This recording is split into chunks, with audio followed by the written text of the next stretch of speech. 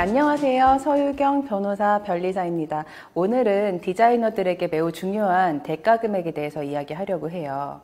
디자이너들에게 돈보다 더 중요한 가치들은 많이 있어요. 그렇지만 돈 문제를 극복을 해야지 비로소 디자인 작업에 온전히 집중을 할 수가 있죠. 디자이너하고 법률 상담을 하다 보면 디자인은 잘할 수 있는데 도대체 얼마만큼의 돈을 불러야 하는지 그 기준을 정하기 어렵다라고 해요. 선배나 동료들에게 물어봐도 속 시원한 대답을 구하기가 어렵다라고 하죠. 간혹 의뢰가 들어오면 견적서도 제대로 작성하지 않고 바로 작업에 착수하는 경우가 있는데, 견적서를 통해서 대가 금액을 정하는 것은요, 계약에 있어서 가장 핵심이 되는 중요한 내용이에요. 그럼 견적서는 왜 써야 될까요? 견적서를 제대로 작성하지 않고 금액을 뭉쳐서 계약을 하게 될 경우에는 적절한 수준의 대가 금액을 받지 못하게 될 가능성이 매우 높아요. 디자인을 하는 프로세스는 미팅, 킥오프, 기획, 아이디어, 스케치, 시각화 또는 몰드업, 프로그래밍, 프로토 개발, 그리고 수정, 여러 가지 단계를 거쳐요. 완성한 후에도 사후 관리도 필요한 거고요. 혼자 작업을 하는 게 아니라 함께 일을 할 경우에는 인건비도 챙겨줘야 되고, 폰트, 또 프로그램 라이선스 구입, 기자재 등 각종 비용들도 발생하죠. 클라이언트 입장에서는 이런 대부분의 과정이 이렇게 눈에 보이지 않아요. 미팅을 했을 때 한번 보고, 중간 결과물 한번 보고, 최종 결과물 한번 이렇게 제공을 받을 뿐이에요. 과정을 아는 사람이 책정한 금액과 결과만 본 사람이 책정한 금액, 당연히 과정을 아는 사람이 책정한 금액이 보다 합당할 수 있겠죠? 디자이너라면요, 흔히 그거 하나 만드는데 이 정도면 됐지 라는 말을 들어봤을 거예요. 그냥 주는 대로 받거나 혹은 납득할 수 없는 적은 금액으로 일을 착수를 하게 되면 처음에는 열정으로 커버를 할 수가 있는데 곧 악순환의 고리에 빠지게 돼요. 생계는 물론이고 스튜디오를 정상적으로 운영하는 것도 어렵고 박리담회가 아니면 일을 할 수도 없는데 일을 더 많이 해야 되는 것과는 별개로 하나의 일에 제대로 집중할 수가 없으니까 수행한 결과물의 퀄리티가 좋을 수가 없어요. 좋은 동료가 들어오더라도 금방 나가게 되는 상황이 발생하죠.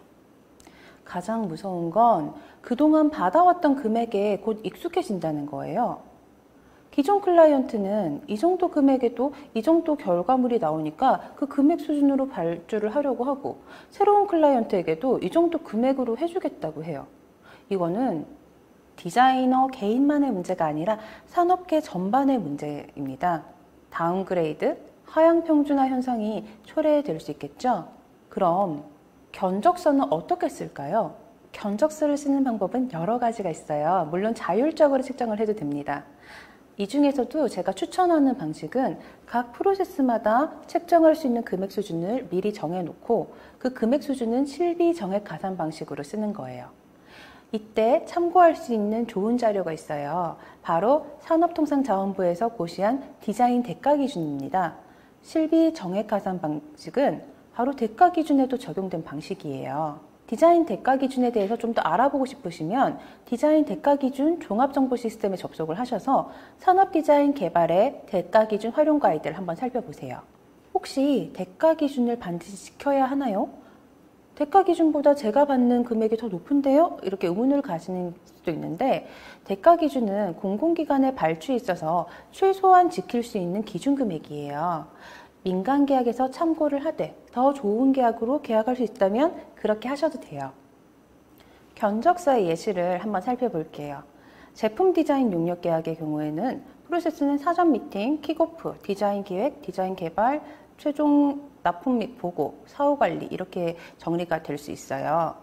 프로세스별로 세로 행으로 분류를 시켜놓고 단위 금액에 실비 정액 가산 방식에 따라서 산정한 대가 기준을 넣고 단위량을 곱해서 대가 금액을 산출하는 거예요. 이런 과정을 거치면 이런 표가 나오죠. 이렇게 프로세스별로 대가 금액을 정해서 견적을 내고 계약을 체결하면 무엇이 좋으냐? 각 프로세스별로 합리적인 금액을 선정해서 받을 수 있는 건 물론이고요. 설령 계약이 진행되었다가 중도에 해제 또는 해지가 되었다라고 하더라도 분쟁을 해결할 때 깔끔해질 수 있어요. 기성고, 즉 일이 진행되면서 과업이 완성된 항목에 대해서 금전을 청구할 수 있는 것이죠. 간이 견적서도 중요해요. 정말 간단한 포스터 디자인 같은 경우에도 간이 양식을 쓸 수 있습니다. 프로세스가 축약된 것에 불과할 뿐이지 대가 금액을 산정하는 원리는 똑같아요. 좋은 견적서를 작성을 하기 위해서 체크리스트 1번, 자신만의 기준을 반영한 가격 테이블을 미리 마련해 두는 게 좋아요. 그 가격 테이블을 기준으로 승낙을 할 수 있는 일인지 혹은 협상이 필요한 일인지, 이를 받을 것인지 받지 않을 것인지 결정할 수 있어야 됩니다. 체크리스트 2번, 의뢰를 받으면 가급적이면 디자인 상담 서비스를 제공을 하고 상담은 가능한 예약제로 운영하고 예약금도 꼭 받으세요. 저는 디자이너의 상담도 전문성을 발휘할 수 있는 고유의 영역이라고 생각해요. 전문성을 가진 사람의 1시간은 전문성이 없는 사람의 100시간 이상의 값을 한다라고 생각하고 있어요. 이메일이나 전화 등으로 구체적인 디자인 컨셉도 없이 대뜸 전화를 해서 쭉 상소를 해놓고 얼마 해줄 수 있어요? 라고 물어보는 경우도 있어요. 제 경험상 이런 경우는 내 디자인에 대해서 파악하고 정확하게 상담받고 진행하겠다라는 게 아니라 이른바 가격 쇼퍼들, 즉 여러 디자이너들을 대상으로 해서 가격 흥정을 다니는 경우가 많아요. 누구는 얼마 해준다는데요? 누구는 또 얼마 해준다는데요? 이런 식으로 흥정을 붙이는 거죠. 이런 것에 휘둘리면 안 됩니다. 설령 그런 클라이언트의 일을 맡는다고 하더라도 일 자체가 스트레스가 되는 경우가 있어요. 체크리스트 3번, 수정 비용도 꼼꼼하게 챙기세요. 디자이너의 능력이 아무리 좋더라도 결국 클라이언트의 요구에 맞아야 되기 때문에 클라이언트로서는 마음에 들지 않는 부분이 있을 수도 있어요. 그런 경우에는 완성을 하고도 수정을 할 수밖에 없는데, 문제는 수정비에 대해서 미리 생각을 하고 돈을 내겠다라는 생각을 못 한다는 거죠. 합리적으로 살펴보면 각 단계마다 클라이언트의 OK를 받아두고 클라이언트가 완성물에 대해서 수정 요구를 할 경우 디자인업의 성격상 약 2회 정도는 무료로 수정을 하고 3회 정도는 수정 비용을 별도로 청구한다라고 견적서에 명시해 두는 게 좋습니다. 더해서 수정을 할 때 단순히 인건비만 드는 것이 아니라 각종 부자재 등이 필요한 경우도 있어요. 이런 경우에는 그 금액들에 대해서 별도로 청구할 수도 있는 거고요. 이 점은 계약서뿐만 아니라 견적서에도 잘 적어주셔야 돼요.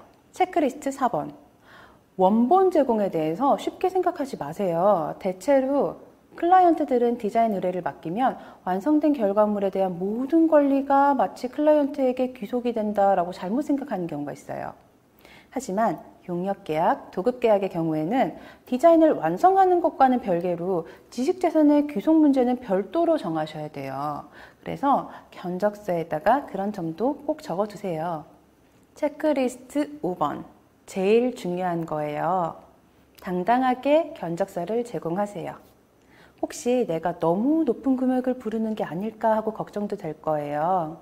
시작은 까다로울 수 있어요. 하지만 합리적인 기준을 세우고 일을 시작을 하는 게 좋습니다. 합당한 기준에 OK를 하는 클라이언트가 좋은 클라이언트예요.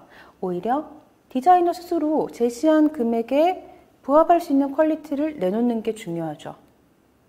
정말 재밌는 점은 클라이언트도 자신이 얼마 정도 지불해야 되는지 정확하게 알지 못해요. 혹은 어렴풋하게 안다라고 하더라도 지금까지 그래왔으니까 하고 경험에 의존하는 경우가 많아요. 그래서 오히려 타당한 근거를 제시하면 더 명확하니까 더 프로답다라고 해서 좋아하기도 하죠. 오늘은 견적서에 대해서 좀 더 당당한 마음으로, 그래서 좀 더 명확하고 깔끔한 좋은 계약을 체결할 수 있기를 바라는 마음으로 영상을 만들었어요.